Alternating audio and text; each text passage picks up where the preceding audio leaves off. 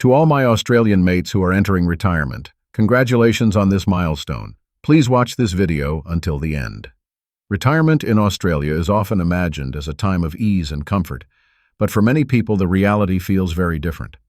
On paper, Australia has a strong retirement system, yet once people stop working, the pressures of everyday life don't disappear. In fact, they often become more noticeable. One of the biggest challenges is the cost of living.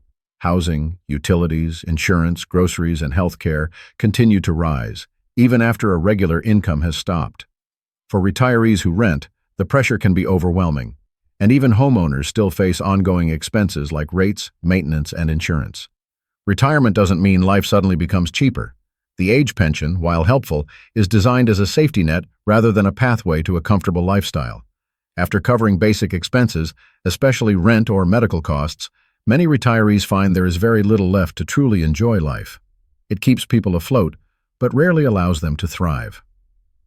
Superannuation is another area where expectations and reality often clash.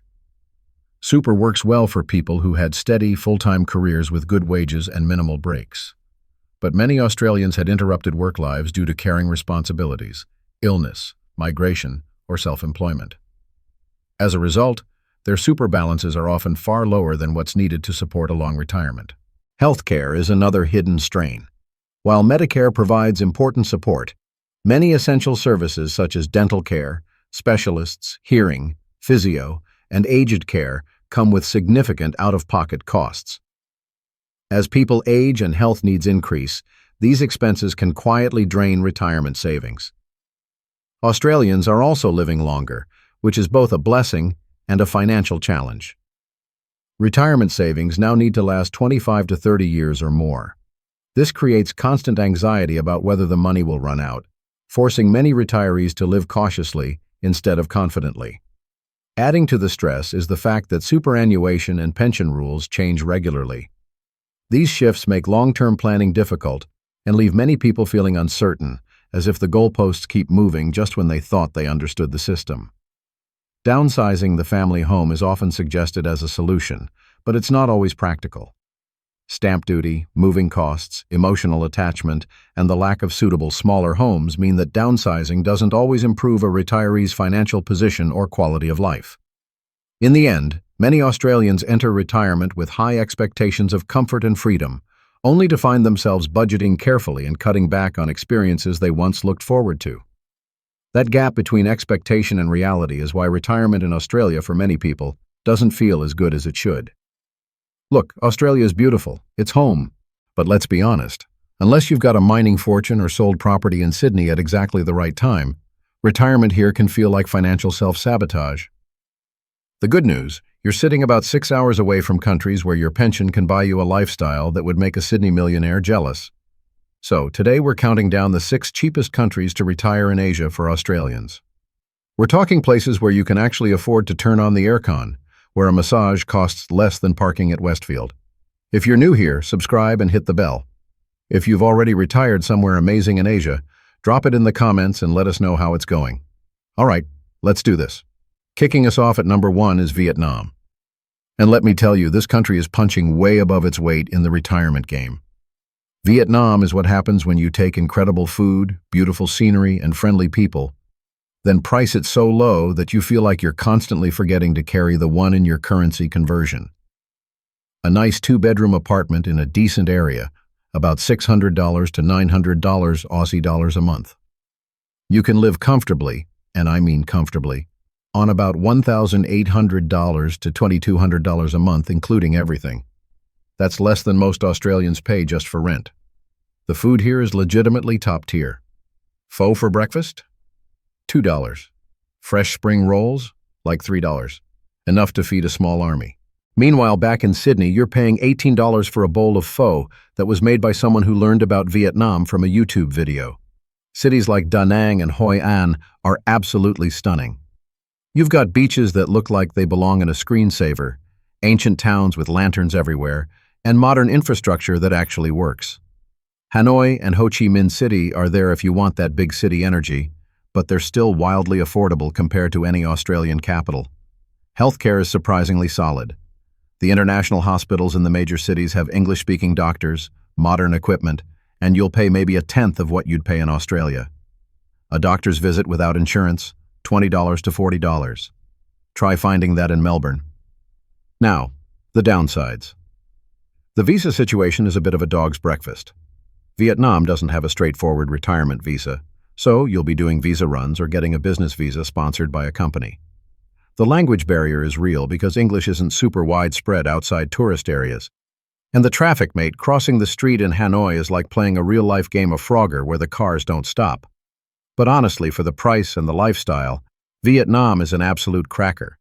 The expat community is growing, especially in Da Nang, and more Aussies are figuring out that this place is a hidden gem.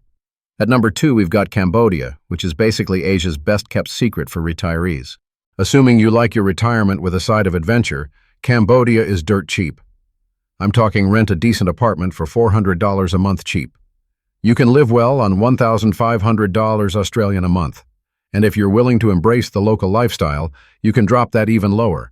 That's less than what some people spend on groceries in Sydney. Here's where Cambodia really shines. They actually want you to retire there. They've got a retirement visa that's basically the easiest thing in Asia. The E-Class visa with an ER extension. You're over 55? Cool. Here's a 1-year visa that you can renew forever. No proof of income required, no money in a bank account required. Just show up with your passport and some photos.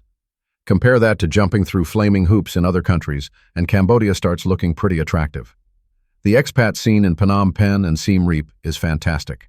Tons of Australians, Europeans, Americans, all living the good life for a fraction of what it costs back home. You can get your Western food fix when you need it, but the Khmer food is actually delicious and criminally underrated. Plus, everything's cheap. A beer, $1, a full meal at a nice restaurant, $5 to $8. Siem Reap has Angkor Wat, which never gets old. Phnom Penh is a proper city with everything you need. The coast has some beautiful beaches if you can overlook some of the development chaos. The healthcare situation is the main downside. It's improving, but for anything serious, you're probably heading to Bangkok or hopping on a plane back to Australia. The infrastructure is still developing, so expect power cuts and dodgy roads in some areas. And Cambodia's history means there are still some rough edges to the country. But if you want cheap, easy visas and a solid expat community where everyone's living large on a shoestring, Cambodia is brilliant. Just make sure you've got good travel insurance. Coming in at number 3 is Malaysia. And this is where we start getting into countries that have really figured out how to attract foreign retirees. Malaysia has a program called Malaysia My Second Home, and it's basically a red carpet rolled out for retirees. If you're over 50, you can get a renewable 10-year visa that lets you buy property, import a car, and basically live like a local. The requirements got stricter recently.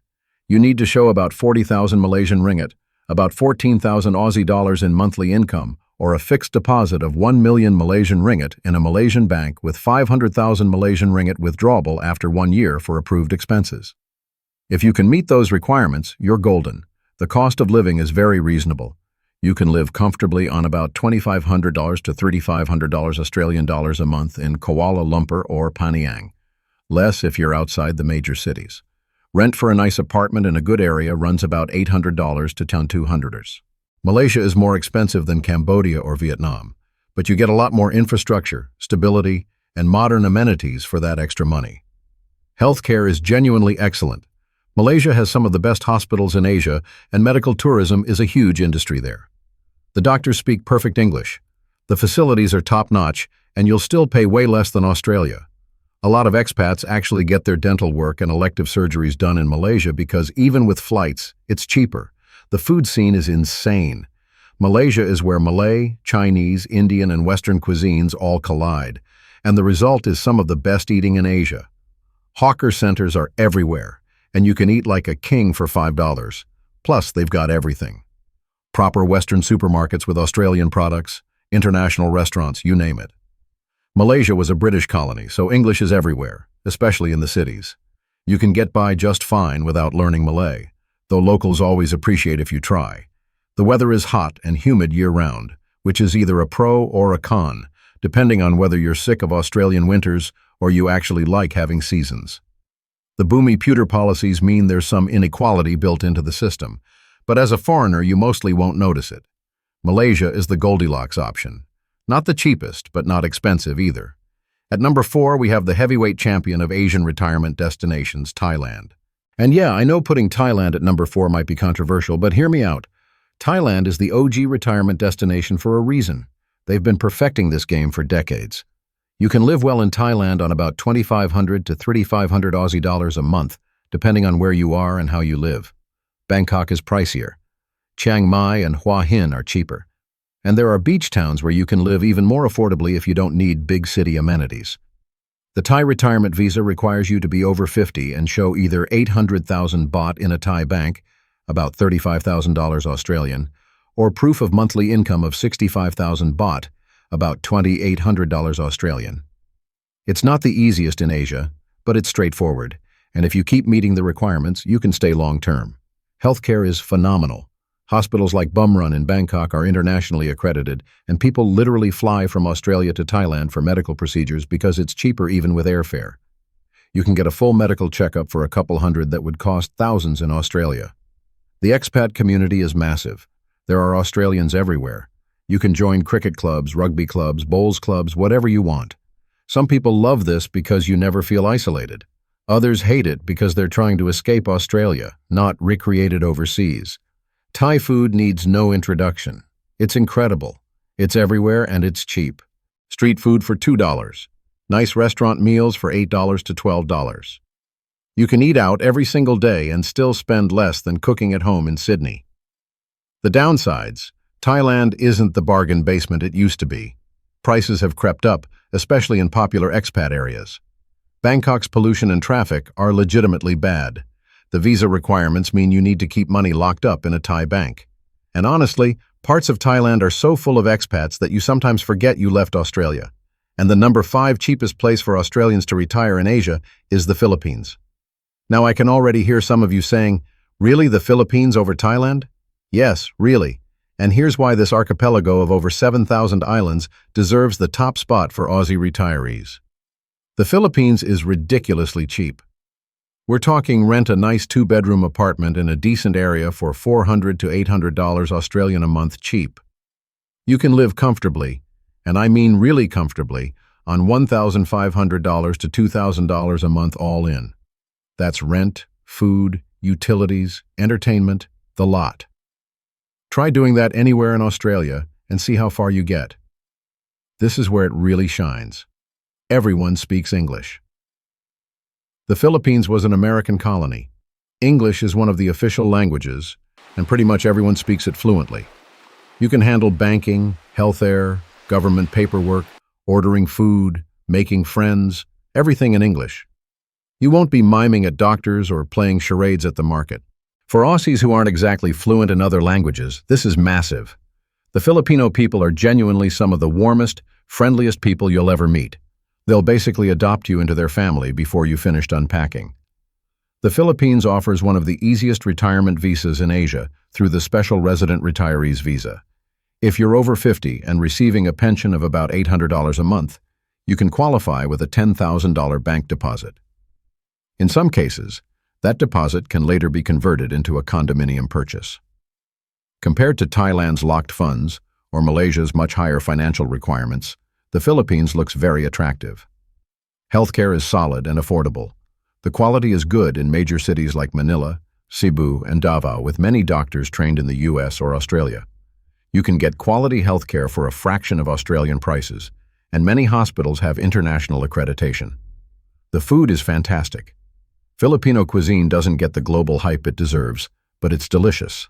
Plus, because of the strong Spanish and American influence, you'll find familiar flavors alongside the local stuff. And it's all dirt cheap. A full meal at a decent local restaurant, $3 to $5. The expat community is thriving, especially in places like Dumaguete, which has basically become expat retirement central. Lots of Australians, Americans, and Europeans all living the good life. You've got a support network, people who understand the transition, and enough familiarity that you won't feel completely isolated. Now the downsides, because nowhere's perfect. The infrastructure isn't as developed as Thailand or Malaysia. Power cuts happen. Internet can be spotty in smaller areas. And roads aren't always great. Typhoon season is a real thing, usually June through November. And it can get pretty intense depending on where you are. Traffic in Manila is absolutely horrendous, genuinely some of the worst in the world. But here's the thing, you don't have to live in Manila. Most retirees avoid it completely and head to places like Dumaguete, Cebu, Tagaytay, or the islands where life is way more relaxed.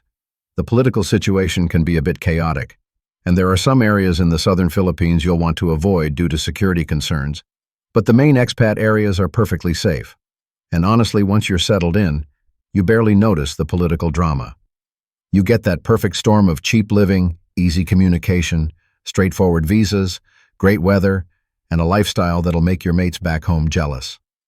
And the final number 6 is Laos. Laos is one of the most underrated countries for retirees, yet it has so much to offer for those looking to enjoy a peaceful and affordable retirement.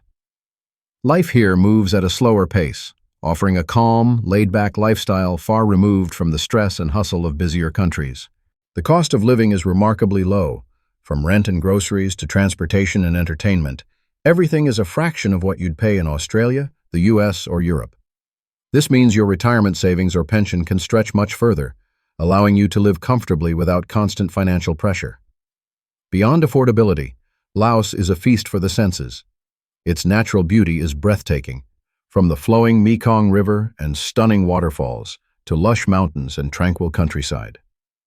Outdoor enthusiasts can spend their days hiking, boating, or simply soaking in the scenery, often without the crowds found in neighboring countries like Thailand or Bali. At the same time, the country's rich culture and history add a layer of depth to everyday life. Ancient temples, French colonial architecture, traditional festivals, and deeply rooted Buddhist traditions create an authentic experience that retirees often find fascinating and rewarding. Despite being less internationally known, Laos is increasingly welcoming to foreigners. Cities like Luang Prabang and Vientiane are developing expat communities, making it easier for retirees to settle in while still enjoying the authenticity of daily Laotian life. Unlike more tourist-heavy destinations, Laos offers quiet streets, minimal commercialization, and a chance to truly immerse yourself in the culture. Healthcare, while not yet at the level of more developed countries, is improving steadily, and for many retirees, basic medical needs can be managed locally with more serious treatment sought abroad. In short, Laos combines affordability, natural beauty, cultural richness, and a slower pace of life, the very things retirees often seek. It may be overlooked by many, but that's exactly what makes it so appealing. For those willing to step off the beaten path, Laos offers a retirement experience that is peaceful, fulfilling, and surprisingly accessible. The bottom line is this: your Australian pension or super can go incredibly far in Asia. You don't have to spend your retirement pinching pennies and eating 2-minute noodles in a cramped flat in Parramatta. You can live well, live comfortably, and actually enjoy your golden years without the constant financial anxiety. My advice: visit these places before you commit. Spend a month or two in each one if you can. Retirement is a big decision, and you want to make sure the place actually fits your lifestyle, personality, and needs. What works for one person might drive another person mental. And obviously, sort out your health care, your finances, your visas, all that boring but essential stuff before you go. Nothing ruins a retirement faster than legal or financial problems. Get out there, live it up, and enjoy the retirement you actually deserve. Thank you for watching.